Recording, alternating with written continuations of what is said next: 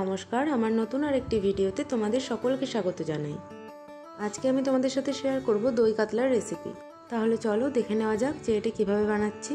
দই কাতলা বানাবার জন্য কাতলা মাছগুলোকে এখানে লবণ আর হলুদ মাখিয়ে রেখে দিয়েছি। এবারে কড়াইয়ে সরষের তেল গরম করে তার মধ্যে মাছগুলোকে দিয়ে ভালোভাবে ভেজে নিতে হবে। আমি এখানে মাছগুলোকে একটু কড়া করে ভেজেছি, তোমরা চাইলে হালকা করেও ভাজতে পারো।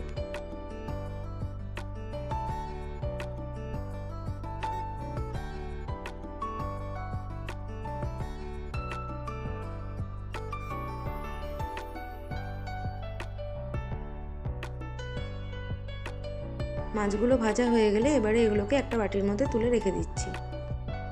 এবারে একটা বাটির মধ্যে টক দই নিয়ে সেটাকে ভালোভাবে ফেটিয়ে নিয়েছি, আর এর মধ্যে দিয়ে দিয়েছি হলুদ গুঁড়ো, ধনে গুঁড়ো, জিরে গুঁড়ো আর আদা বাটা। আর এদিকে আমি পেঁয়াজ আর রসুনটা গ্রেট করে রেখে দিয়েছি। এবার কড়াইয়ে সরষের তেল গরম করে তার মধ্যে গ্রেট করা পেঁয়াজ আর রসুনটা দিয়ে ভালোভাবে ভেজে নেব।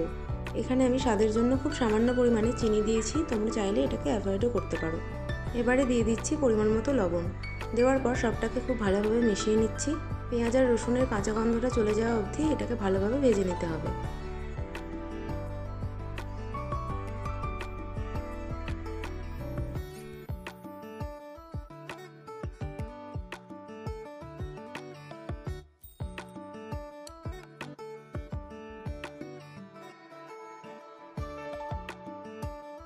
পেঁয়াজ আর রসুনটা এভাবে লালচে করে ভেজে নিয়েছি। এবারে তখন যে টক দইয়ের মধ্যে মশলাগুলো দিয়ে রেখেছিলাম সেটাকে এর মধ্যে দিয়ে দিচ্ছি, আর দিয়ে দিচ্ছি এর বাটি ধোয়া জলটা।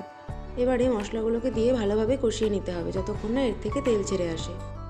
আর হ্যাঁ, এখানে আর একটা জিনিস খেয়াল রাখতে হবে, যেহেতু এখানে দই দিয়ে তারপরে মশলাটা কষাচ্ছি, তো এখানে গ্যাসের ফ্লেমটা লো টু মিডিয়ামে রেখে মশলাটাকে কষিয়ে নিতে হবে।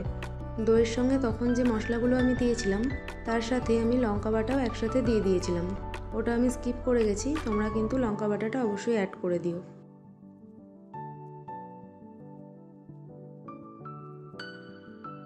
দেখো মশলা থেকে খুব ভালোভাবে তেল ছেড়ে দিয়েছে।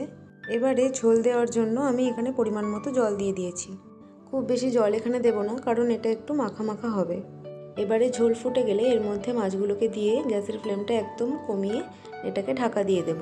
কিছুক্ষণ পর ঢাকনা খুলে মাছগুলোকে আবার উল্টে দেব। দেওয়ার পর আবারও ঢাকা দিয়ে দেবো কিছুক্ষণের জন্য। কিছুক্ষণ পর ঢাকনা খুলে দেখবো ঝোলটা গা মাখা হয়ে আসলে এটাকে নামিয়ে নেব। তোমরা এই দই কাতলার রেসিপিটা অবশ্যই বাড়িতে একবার ট্রাই করে দেখো, আশা করি তোমাদেরও খুব ভালো লাগবে।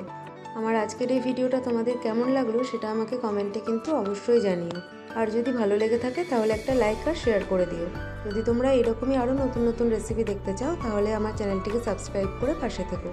আজকে তাহলে এই পর্যন্তই। সকলে ভালো থেকো, সুস্থ থেকো। দেখা হচ্ছে পরের কোনো ভিডিওতে।